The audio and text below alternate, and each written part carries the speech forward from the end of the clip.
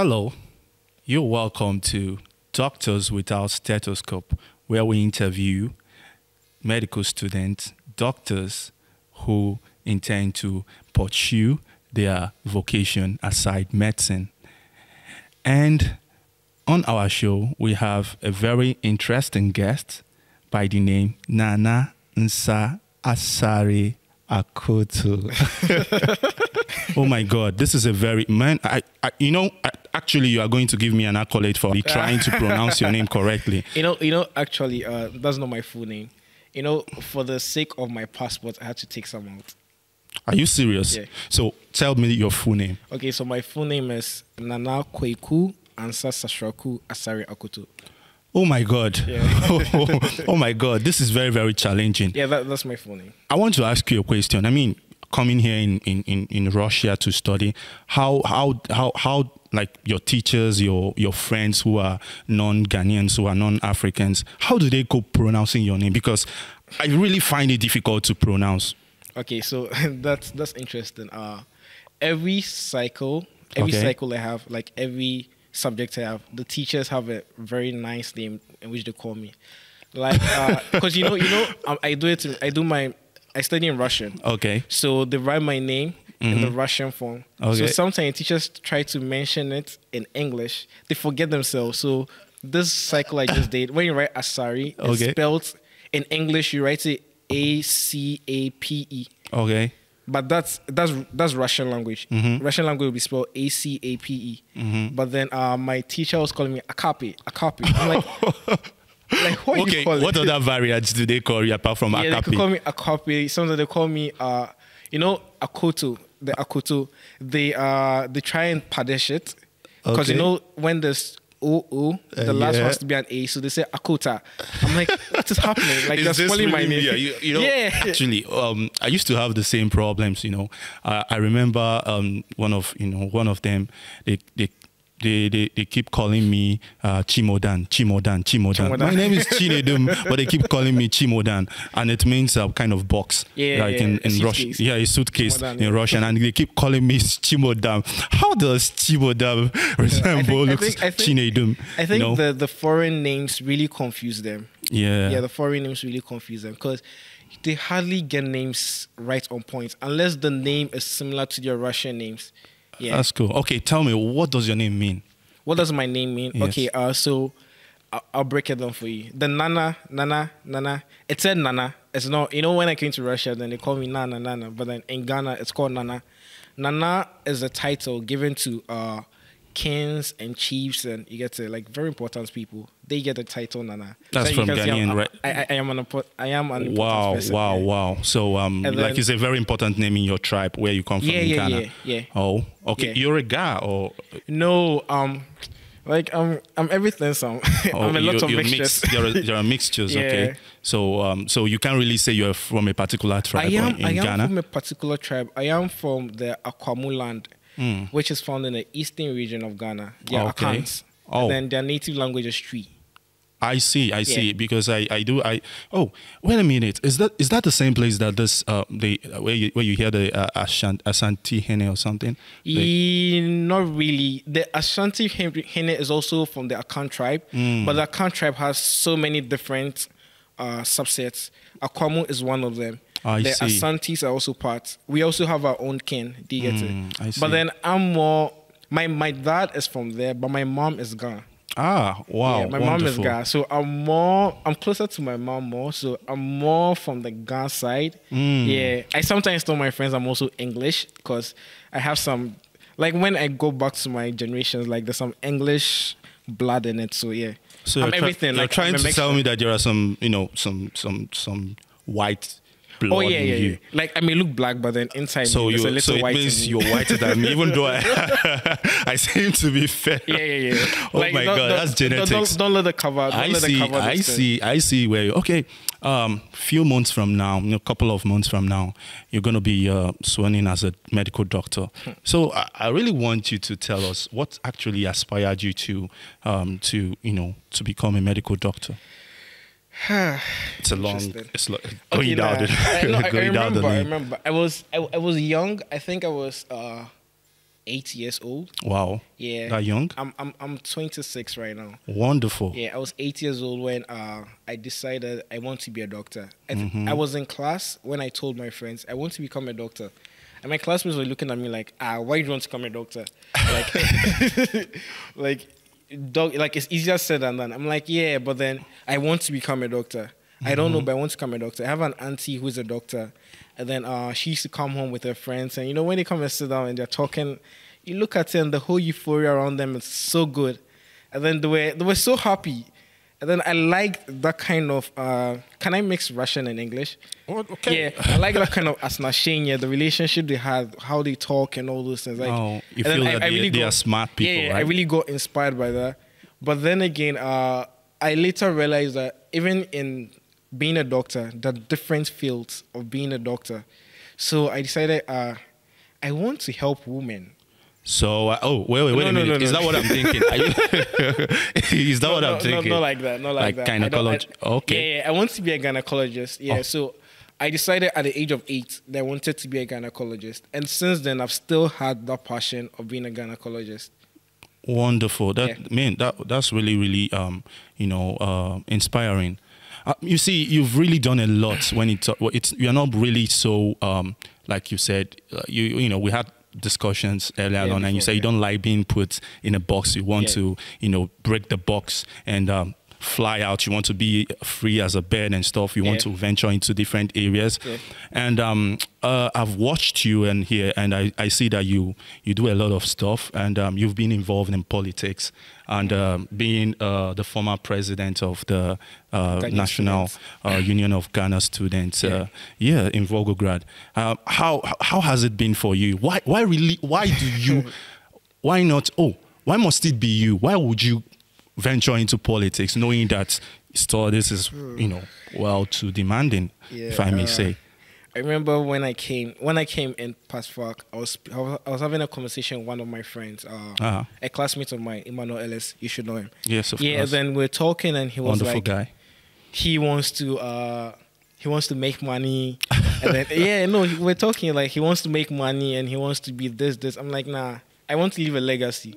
I believe a good name is better than riches. So it would be best for me to leave a good name and a legacy behind than for me to come and get so much money and then just go back home and then, money comes and goes. But then a good name always stays. I decided that I felt in me that I could actually help the Ghanaians over here because we're growing so fast. We started as like 20 people, but right now, as I speak to you, we are like 120. Like I can see you guys are more like the largest African population here in the city. Yeah. Nigerians used to be, Nigerians used to be a lot. But right now, I don't know. You kind of overtook the Nigerians. Yeah, you guys, okay. How many Ghanaians do we currently have in the city? Currently, we have around 110. Wow, that's a whole lot of number. I want you to tell us it's not really easy to lead Africans. You know what I mean? It's not easy. Some people, they have their own way of thinking. They have their own mentality. People have different mentality.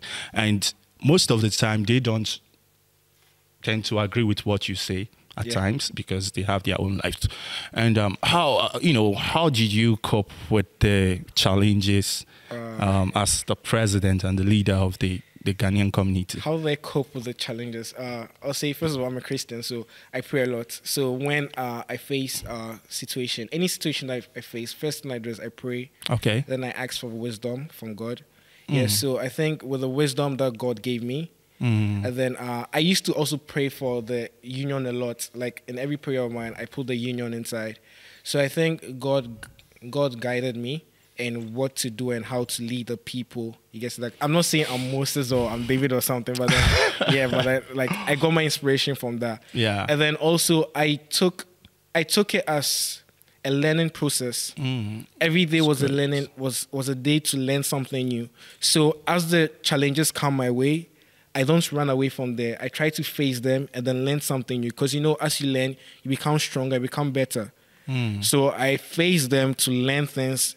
And then it took me day to day. And then I'm where I am right now. Wow. Yeah. So can I say that is there something in like you wish you would have done better as a president? Do you have kind of probably I wish I had done this better? Is that something I wished I had done better as a president? I don't know. I can't really tell because I'll say I tried. That's a difficult one. Yeah, I tried. I did my best. I think I would have probably created a better relationship between the students' body and then the various universities. Oh, and also the embassy. That's commendable. Yeah, but then when I was president, we were picking up from somewhere. You get it, and then the least on our mind, that wasn't our main problem. You take it according to the problems you face. So the problem we were facing was with unity amongst the people. We have to be united first. That's primary. Yeah, we have to be united first before we go to university. We can't go to university as a divided group. I see. So I tried my possible best to get us to become together, united. Then I was able to get the embassy to also recognize us as a union. And then from there, my successor, who's Emmanuel Day, he took over, and then he is working on what we started. My executives and I, what we started when I was in power. So I think right now they're trying to build a good relationship with the school, and then they're also keeping in touch with the embassy. But then with the unity thing, I try. Okay, since you say you like politics and you want to venture into that eventually, I want to know something. Who is actually your role model in the political world? There are a lot. A lot? Okay, give us few. Okay, so growing up, my role model was Kofi Annan. Kofi Annan, wow, yeah. God bless his soul. Yeah, UN Secretary General. For those who don't know, he's from Ghana. Okay, you need to kind of rub it on our face. He's a Ghanaian, Kofi Annan is Ghanaian. Yeah. Wow, that's cool. And then I used to look up to Kofi Annan a lot because I was really inspired by how he was. He never forgot who he was. In the sense that he found himself in such a high position as the UN Secretary General, but then he never forgot who he was in Ghana. Wow. Yeah, even after he left office, he came back to Ghana. He stayed in Ghana. He started so many projects in Ghana, and then he was helping nurture future leaders. Wonderful. Yeah, in Ghana. Wow. He did a lot in Ghana. I love that. I love that. He passed. Oh, God bless his soul. May his soul rest in peace. I extend my condolences to the family and. Wow, he's a very great man. Yeah, so apart from Kofi Annan, is there someone else you really treasure? I like the leadership of some people, like especially the current president of Ghana. Oh, wow. Nana Addo Dankwa Akufo-Addo. Yeah, I like his style of leadership. I also like the leadership of the president of Rwanda, Paul Kagame. That's a whole lot, a different story altogether. It's a combination of democracy and then a little bit of strictness, fatherness. More like he's more like a dictator, and at the same time, trying to kind of he's more bring autocratic. There's different dictator and autocracy and democracy. Yeah. But then he's doing well. I think that's what Ghana he's doing well. Actually, I love your president. I love what he said recently. He made a statement, and I really commend him for that. He said Ghana shouldn't be. It's a Ghana beyond aid. Yeah, Ghana beyond aid. Yeah. Giving. Actually, it should be Ghana giving aid to others instead of expecting aid, and that should be. In fact, I would really implore all the African leaders to take to learn from your president. He's doing a great job. So you've been in this country for close to 7 years. 7 years. 7 years. So when you came into Russia, the code and everything. So can you tell me the most terrible experience you've had? Terrible. Okay, when I came. Okay, so before I came to Russia, I was in a university in Ghana. Okay. I went to university in Ghana for a year. So after my first year, then I decided to come do medicine over here because the course I was doing in Ghana, I really didn't like it. I always wanted to be a doctor. So what course was that? Biochemistry. Yeah, so I decided to come to Russia to pursue medicine. I came in December. So it was during winter. in the middle of winter. So small speak. Yeah, Oh, immediately small I being got cold. here, like the cold really entered me. You know, As an African. Yeah, I bought my jackets from Ghana. We don't have winter in Ghana. In my Like, country too. Yeah, like the coldest we go is like 23, 24. That's probably summer here. Yeah, you get it. So the jacket I was wearing, I thought was very heavy, but then I got to Moscow and then the cold just hit me. It was like, no, I'm going back home. I think I came to the wrong place. So then we came to Volgograd. Then I went to Patvark. As I said, I'm coming from university, and I came to university, to this university. So from a Ghanaian university to Volgograd. Yeah. And then I got to Patvark and we're doing ABCD. We're now learning a new language. Yeah, and it sounded so. So how was that? Like, because did you freak out? I didn't freak out. Like I was actually really pissed. I was like, "What is this? Seriously?" If my teacher, she was called Marina Ivanovna. Yeah, if she's watching this, like I'm very sorry for how I behaved. If she understands English. Because, you know, every time I go to class and she tells me to say it and I don't want to say it because I'm like, this is for children. Like, this is for someone who is 2 or 3. For crying out loud, I'm 20 years. Like, why am I learning ABCD? Why? And then we're doing ma, pa, ba, Papa Doma, fui. I'm like, Anton what Doma. is this? No, I won't. So, you know, we're always having arguments in class. But as time went on, I got to understand that to learn the language, that's how you're supposed to learn it, and you're supposed to speak it more. So I decided to just give in to the system and let the system arrest me and take me away. Yeah. Wow, that's a very that's a good thing you did there, right there. I want to know, do you have the best moments in Volgograd for you? My best moment in Volgograd. Every time is the best moment for me. I'll say, because... Okay, what's the best? Like, I know every time is the best. What's the best of the best of the best? The best of the best of the best. I think my best moment, as I told you, even though I have a passion to become a doctor, I also have this passion to help people and then to lead people with the political sphere.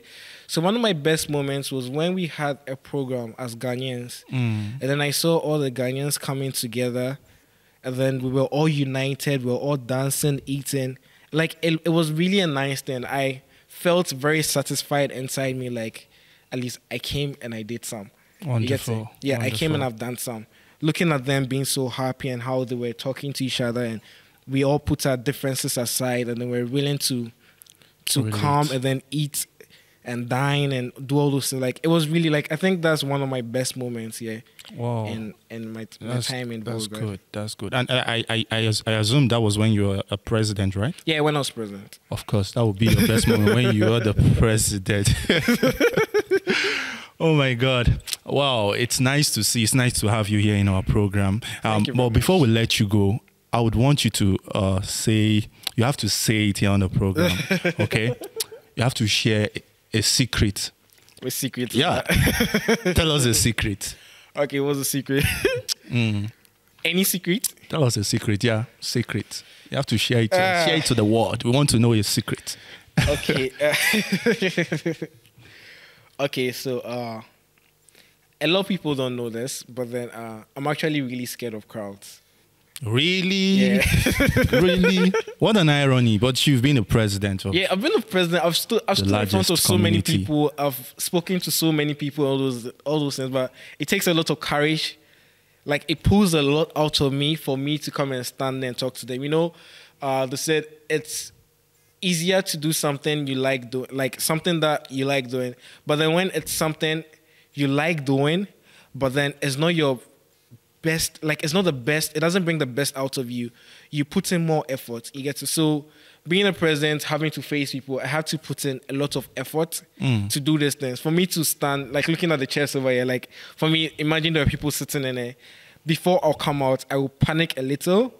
But then as I come, like within the first minute, I'll be shivering. But then after a minute, I'll get over it. And then I'll start speaking to them. But then, yeah, I'm scared of crowds. No, but I'm getting over it. I'm learning. You have to. Yeah, I told you it's a learning process. You have to. Ansah, We're very, very happy to have you. And so unfortunate we've come to the end of this program. Thank you, our viewers, for being with us on Doctors Without Stethoscope. I remain your host, Chinedum Ndefo. Thank you.